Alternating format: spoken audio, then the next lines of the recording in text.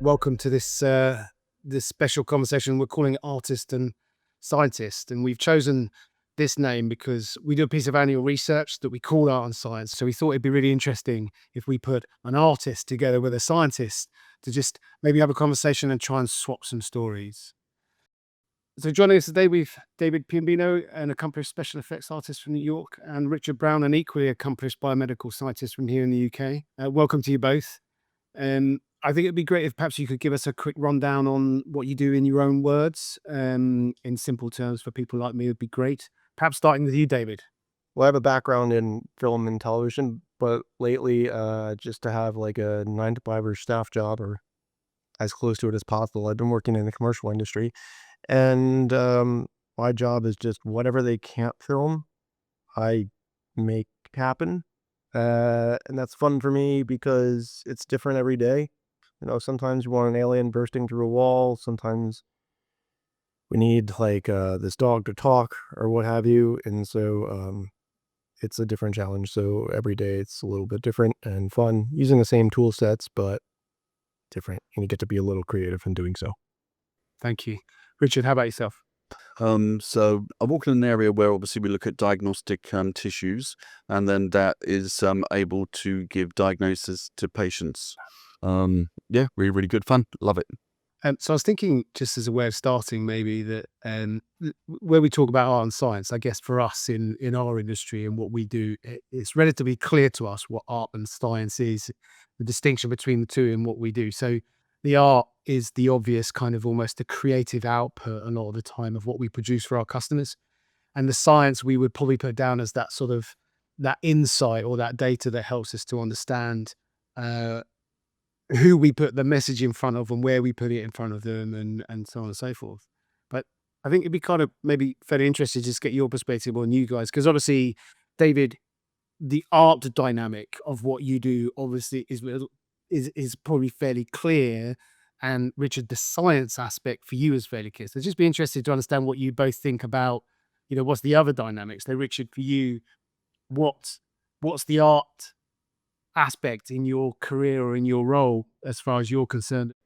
In pathology, obviously, we have an awful lot of tissues and stuff that will come out. So I have a picture of a breast lump, and we have some pictures which are really quite cool in the fact that everything that we see, there are interesting things, and it all just looks really, really nice under the microscope. There's different stains that shows different things, and it's just really, really sort of quite dynamic and wonderful. It's interesting. There's a really obvious visual dynamic there in that. Well, what about you, David? So he's looking at stuff scientifically, but he's finding time to like see beauty in small little details, right?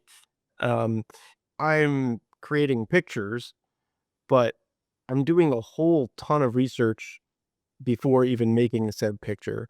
And then I'm using a lot of science in a way, physics of light and shadows and reflection, of the way the camera lenses work, of computer science in a way of then rendering said images to generate that look. And then that intrinsic feeling that when you see this creature, maybe it's supposed to convey an image that's scary to you that gets those emotions. But there's all, technical aspects that go into it. That's interesting. While you're bringing that up, I'd not thought about that dynamic at all. Actually, of course, you've got to inject a level of realism into a sort of point of fantasy almost. So you have to take into consideration quite a lot of real world science, that kind of physics stuff. Like you say, light and dynamics, things like that. This is like a sketch stick that we made. I had to build out some dragons. And in doing so, like we do a lot of research and we like think about, okay, this is a mythical creature that never really existed. So what should this look like and what kind of emotion should it invoke? And it should feel powerful. It should also feel like large but graceful so it can fly around and intimidating.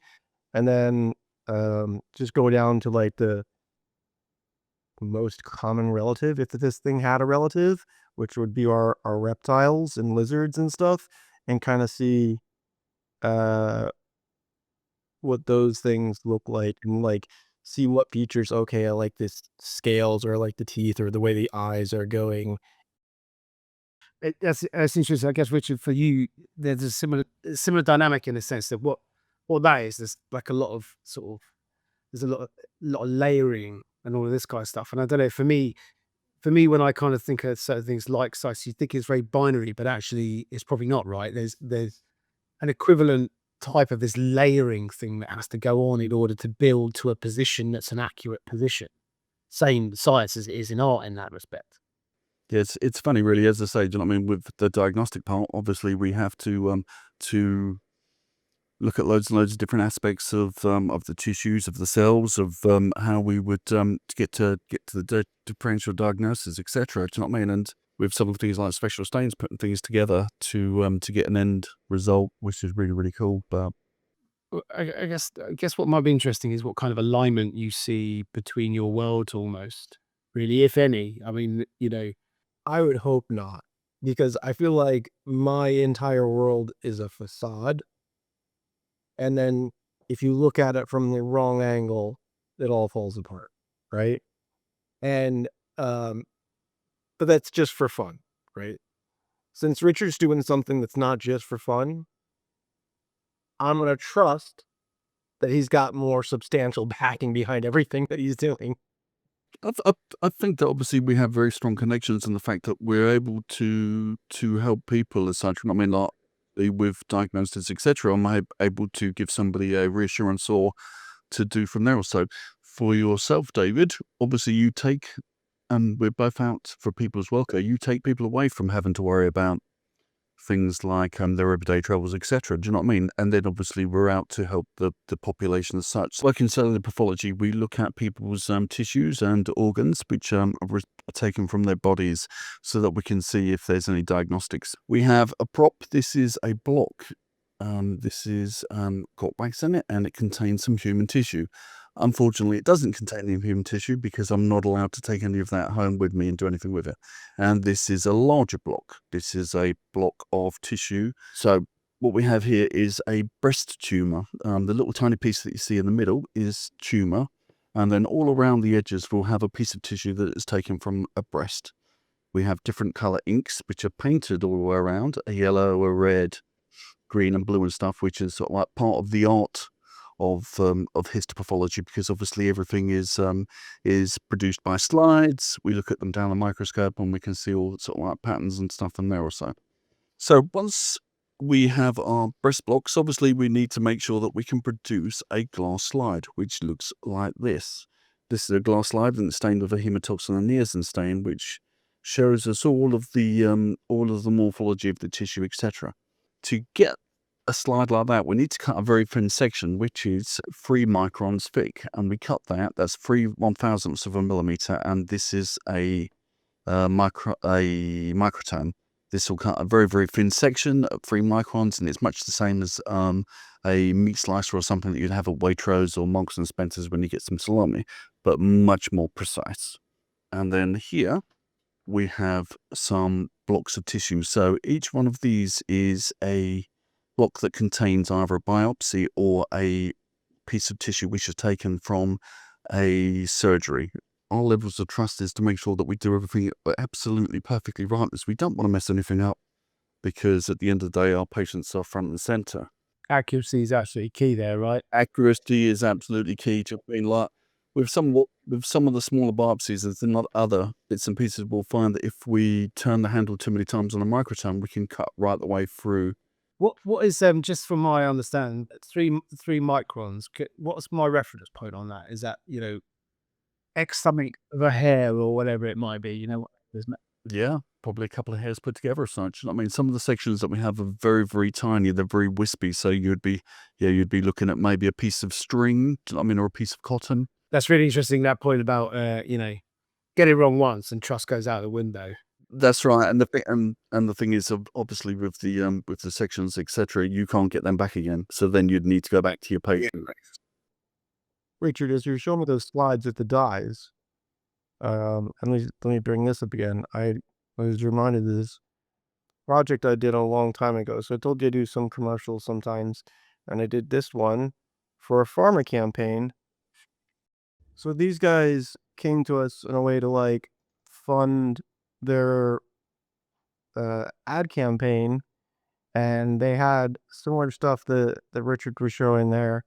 And then I tried to take what was going on there, make it look visually captivating, but also staying true to those original reference images. And so I'm curious from your perspective if I've totally botched this and it doesn't look like what it's supposed to be anymore.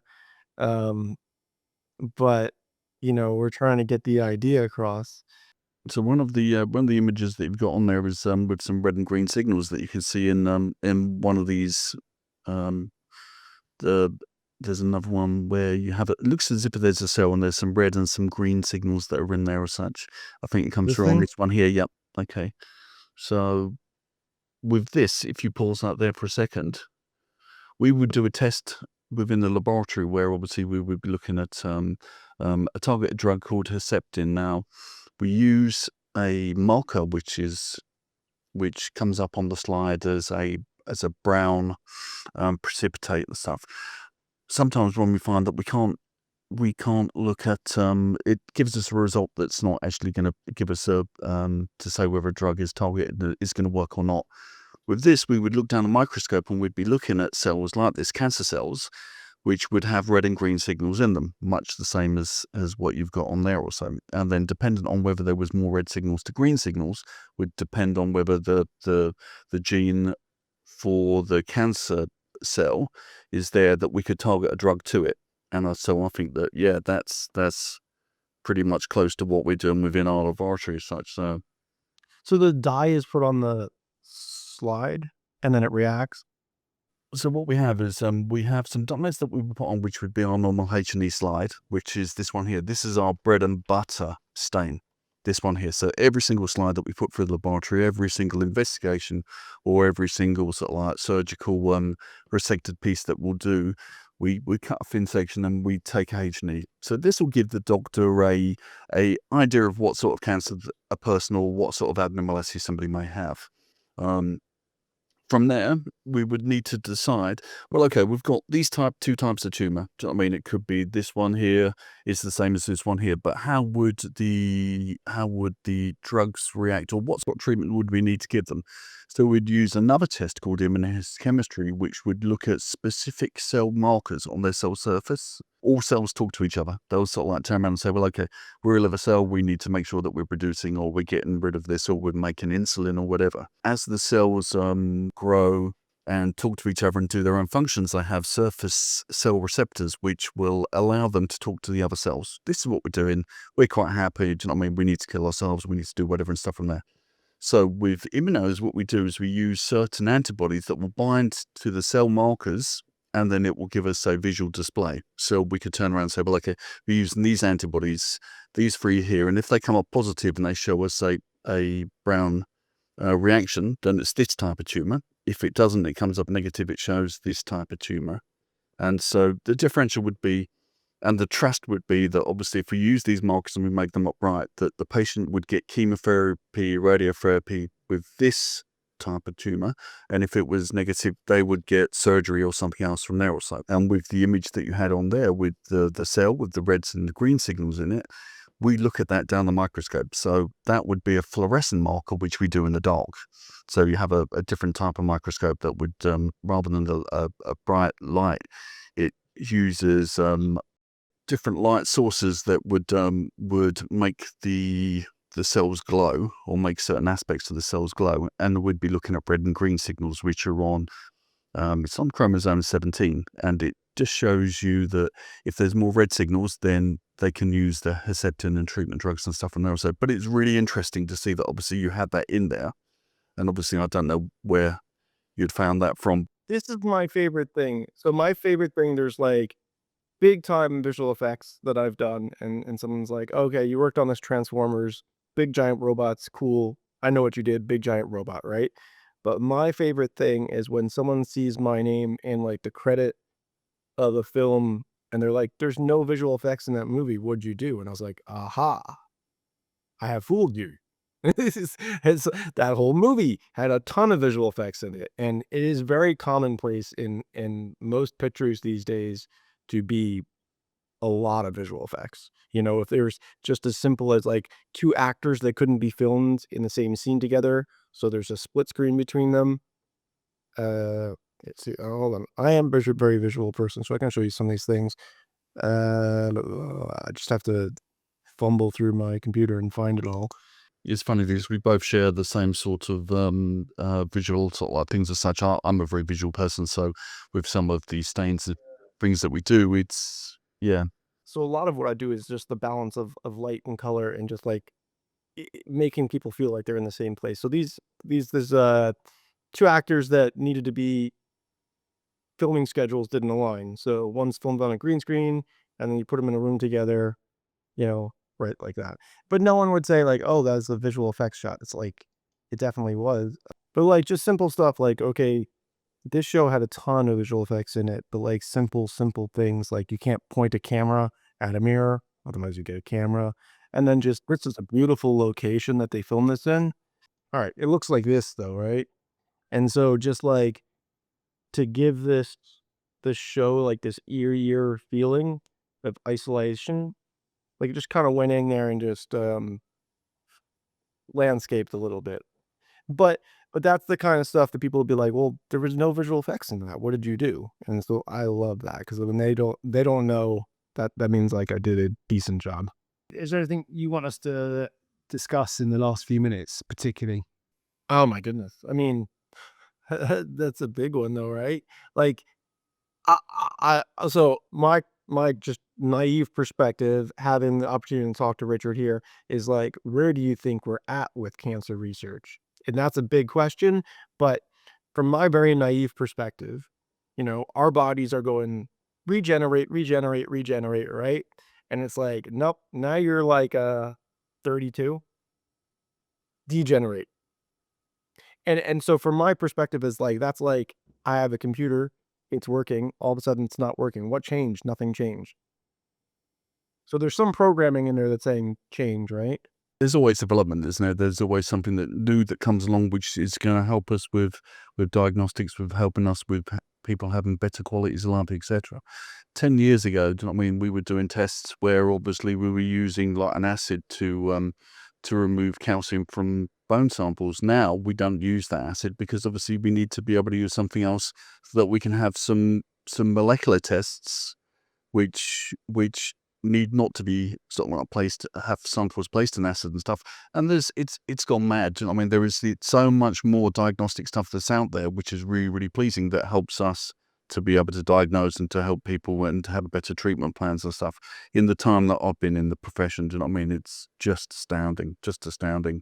Much the same, I suppose, for you as well, David. Do you know what I mean? Like 10 years ago, the computers and the tech wasn't there, I suppose, to be able to, it was as much as what you're doing now, and I suppose yours was more paper-based maybe, or maybe, I don't know how that would. Well, there was an era, I remember this vividly, where they were upping the render power of some of these machines, and one of my colleagues was like, "Wow, this is crazy. We're gonna be able to work real time instead of like hitting render and just letting it cook." And I was like, "No, we're not. Just the stuff we're gonna be asked to do is gonna be more and more absurd." And that's what of course has happened, which is fine, but I'm glad to hear that you think it's progressing at that pace, right? I guess technology is a core factor there across both, right? As technology advances in both areas, you're able to do more, faster, better, whatever it might be. Yeah, this is it. This is it. That's been the biggest thing for you, is it, Richard? Like, I don't think that we would ever, for my department, I don't think that we would ever fully completely automated. I don't think that there is any machinery or AI that would be able to differentiate what they're looking at with tissues and other bits and pieces from there also. So I think there's always, I'm always going to be in the job, which is really, really cool and stuff on there also. But there certainly are stuff that's in the pipeline that is going to sort of knock all of the sort of like sickness and stuff out of the water, really. So That's great.